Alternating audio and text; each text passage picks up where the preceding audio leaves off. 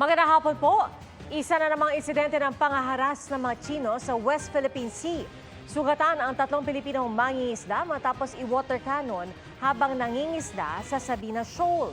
Ang sabi ng Philippine Coast Guard, ito ang unang beses na deretsahang tinarget ng China ang mga Pilipinong mangingisda. Mula sa West Philippine Sea, nakatutok live si EJ Gomez. EJ. Pia, Ivan, 3 mga Pilipinong mangingisda nga ang sugatan matapos silang deretsahang bombahin ng China Coast Guard gamit ang isang water cannon habang nangingisda sila sa bahagi ng Sabina Shoal dito sa West Philippine Sea hapon nitong Biyernes.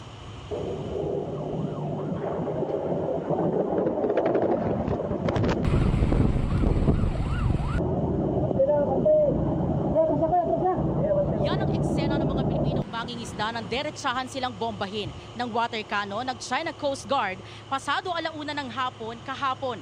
Sa isa pang video, kita ang aktual na paglabas ng malakas na bomba ng tubig mula sa CCG vessel na 21559. Ayon sa Philippine Coast Guard, nangingisda lang ang mga mangingisda nang mangyari ang insidente. Ayon sa PCG, 2 bangka ng mga Pilipinong mangingisda ang tinamaan. Isa raw sa mga ito na puno ng tubig na posibleng ikasira ng engine nito.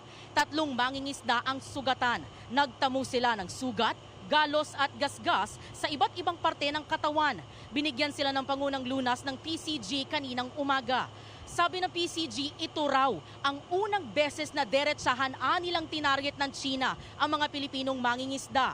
Bago nito, hinaras din daw ng China ang PCG vessels na nagpapatrolya sa West Philippine Sea. Narito ang pahayag ni PCG spokesperson Commodore J. Tariela. They were being bullied. They were subjected to water cannon attack and dangerous blocking maneuver. This was done by China Coast Guard 21559 and 21562. These China Coast Guard vessels launched their rigid hull inflatable boats with the intention of cutting their anchor lines nung nakatali sila sa loob ng bahura ng Sabina Shoal. Atin pong barko sa Philippine Coast Guard ay hindi rin nakaligtas sa dangerous maneuvering ng China Coast Guard 21559, 5204 and 21562.